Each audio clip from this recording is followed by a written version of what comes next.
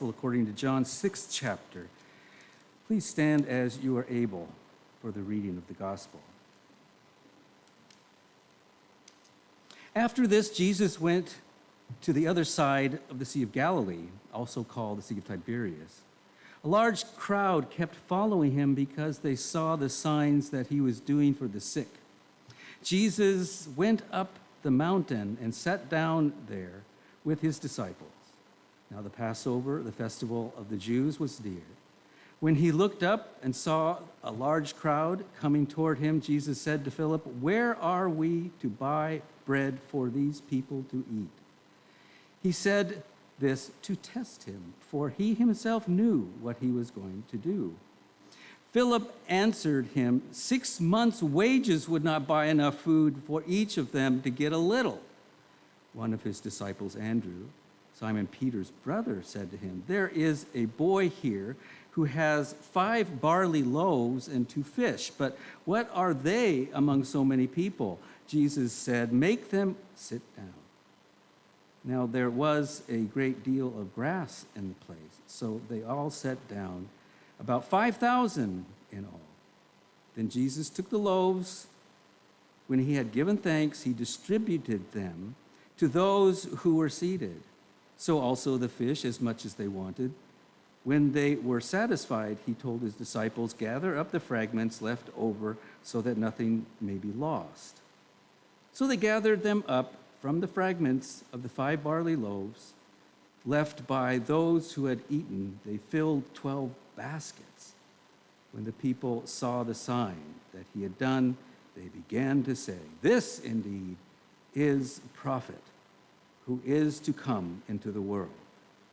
When Jesus realized that they were about to come and take him by force and make him king, he withdrew again to the mountain by himself. This is the wisdom of God.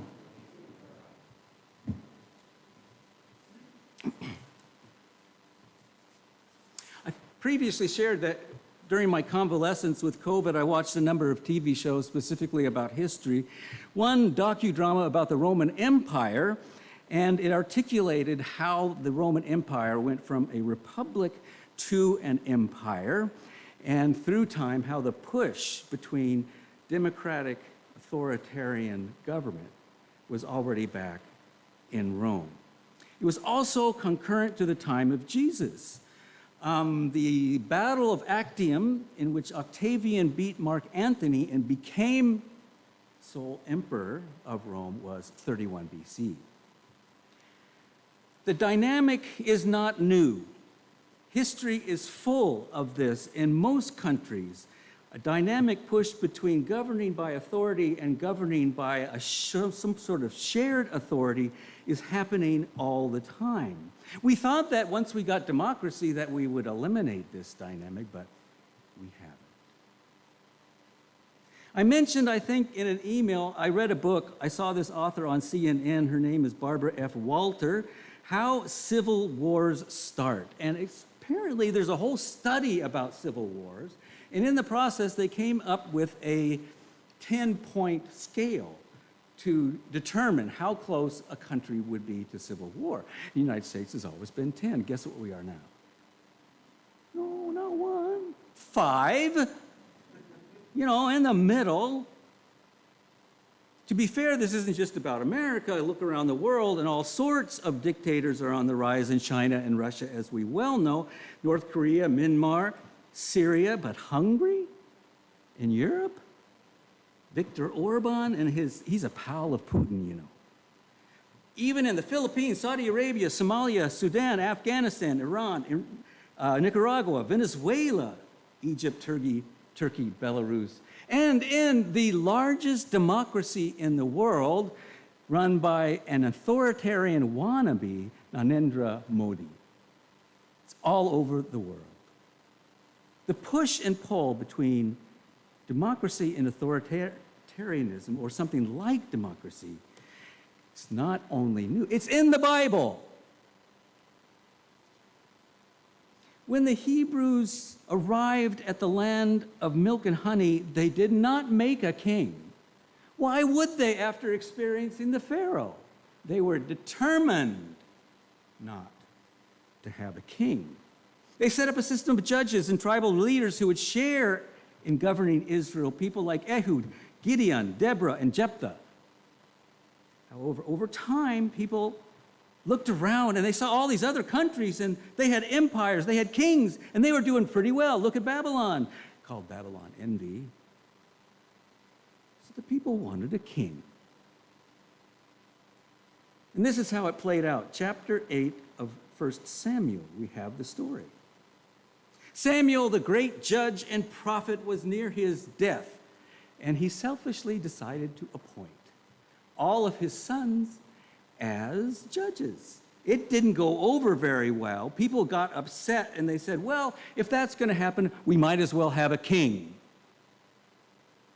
It says, so Samuel reported all the words of the Lord to the people who were asking him for a king. He said, there will be the way of the king who will reign over you. He will take your sons and appoint them to the chariots to be his horsemen, and to run before the chariots, and he will appoint himself commander of thousands and commanders of 50s, and some to plow his ground and reap his harvest, and to make his implements of war and the equipment of his chariots. He will take your daughters to be perfumers and cooks and bakers. He will take the best of your fields and vineyards and the olive orchards that you have and give them to his friends. He will take 1/10 of your grain and of your vineyards and give it to his officers. He will take your male and female slaves, the best of your cattle and donkeys, and put them to his work. He will take 1/10 of your flocks, and you shall be slaves. And in that day you will cry out because of your king, whom you have chosen for yourselves, but the Lord will not answer you on that day. God grants that they can have a king reluctantly. And much what follows in the Old Testament is narrative of what happened after that. Saul was the first king, but he didn't work out. And then came David. David was glorious, a hero, strong and handsome and wonderful, and then followed by Solomon. And suddenly they had what felt like an empire, prosperity, because they had a king, but it wouldn't last. 597 BCE, a stronger king conquered Jerusalem and took the elite all back to Babylon, to the exile.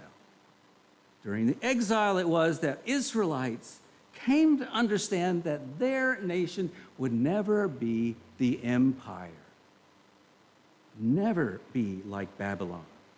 The prophet second Isaiah said to the people, there's a different calling and cause for us. We will be a light to the nations. We won't be the dictator. We will be the conscience of whoever is in power. This same dynamic was active when Jesus came into the world. The people were waiting in a Messiah, and what were they waiting for? David, another king. But Jesus was not a king. The Messiah is not a king. It is one of the finer points of the gospel to dispel people of the idea of having David again. To be a light to the nations, one doesn't have to fight, but one has to listen to God and act upon it. Moving to the Roman world, the world of Caesar. Caesar is another name for king, emperor. The gospel writers record Christians said that Jesus was Caesar and not Caesar. And that's where we get some of the language about Jesus is a king.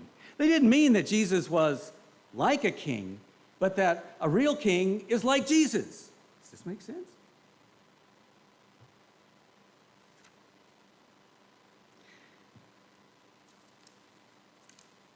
I want to believe that if people read the Bible seriously, somehow we will see in it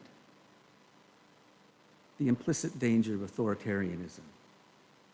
Not just in Putin and Xi, but we're only at 5 now. This dynamic was also characterized in the birth of our nation in the Revolutionary War. It was a fight from the bondage of a king. Do we remember which king? George III. And what was he called? The Mad King. That's right. There's a movie. You ought to see the movie about the Mad King. He had something called porphyria, a genetic blood disease that causes anxiety, insomnia, and hallucinations, amongst other things. Anyway, as we all know, our first president, George Washington, did you know they wanted to make him king?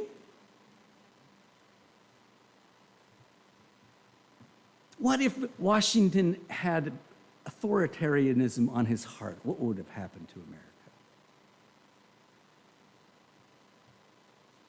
But Washington notably and intentionally refused.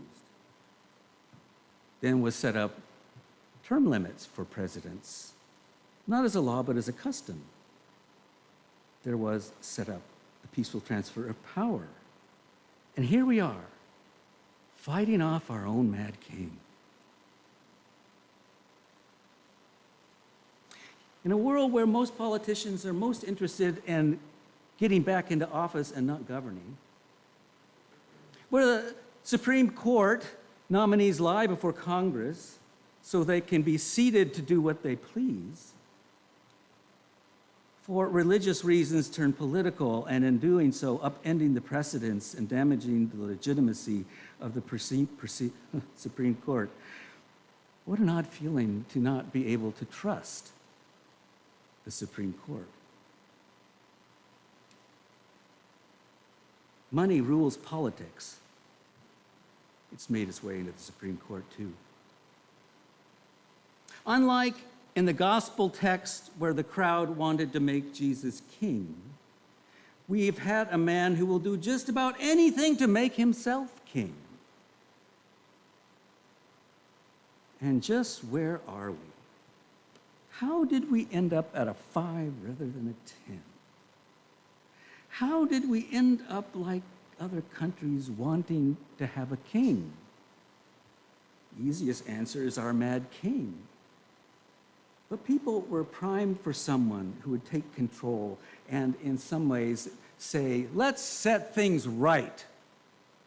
Let's make things right again.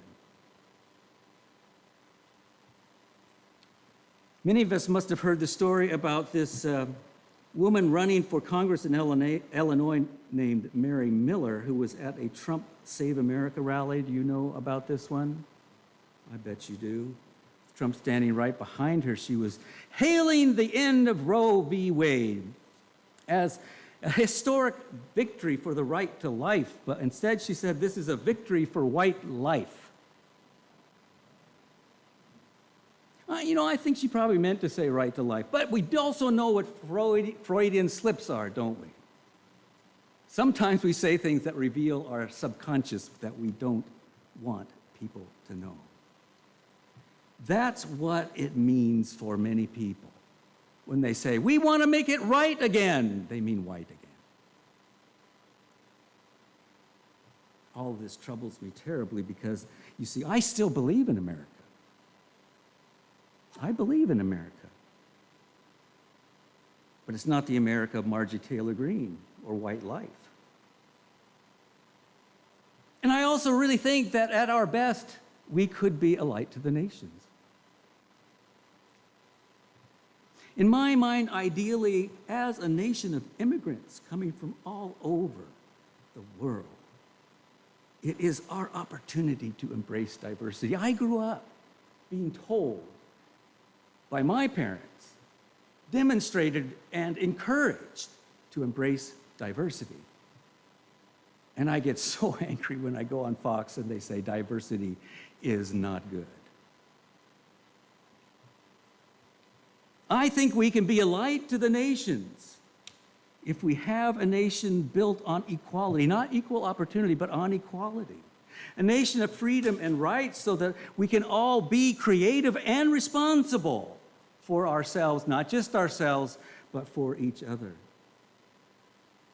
Creating a people that do not make judgments about people's race, ethnicity, gender, sexual orientation, religious beliefs, or anything in creation, but base our judgments on the content of a person's character. Where did that language come from? Martin Luther King. Who has the patriot dream?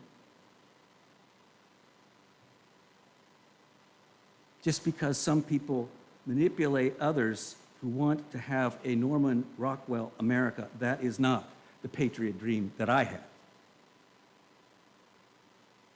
It's going to sound really shocking, but I felt more patriotism in the Pride Parade than I have at any organization where they have people gathered and their flags all over the place. At the parade, there was a sense of shared value and vision that includes all people. That's what I want for America. The basic acceptance of those who are different, not only that, but the understanding that they bring gifts that will change us and make us a better people. There's a kind of intimacy and trust in that I'm sure the founding fathers and mothers felt, and we have lost. I want us to get it back again. And it is this image that we get from the gospel text itself that I read that seemed at the beginning not a part of it, but it's the feeding of the 5,000. That's the vision. Everybody fed. Everybody included, accepted, and loved. And still they wanted to make him king. Authoritarianism is on the rise around the world and at home. It is antithetical to Christian values and principles. Neither does it have a home in my vision for what America can be. The Messiah was not a king. Jesus is not a king. Kings, dictators, authoritarians, the will to have power are all intrinsically contrary to the gospel of Jesus Christ. So where are we? Can we still say God bless America? Yes. Yes, we can. When we have in our minds a vision for America that is godly and open and good, accepting of diversity and longing to welcome strangers, and hoping always that we really will be about e pluribus unum. Amen.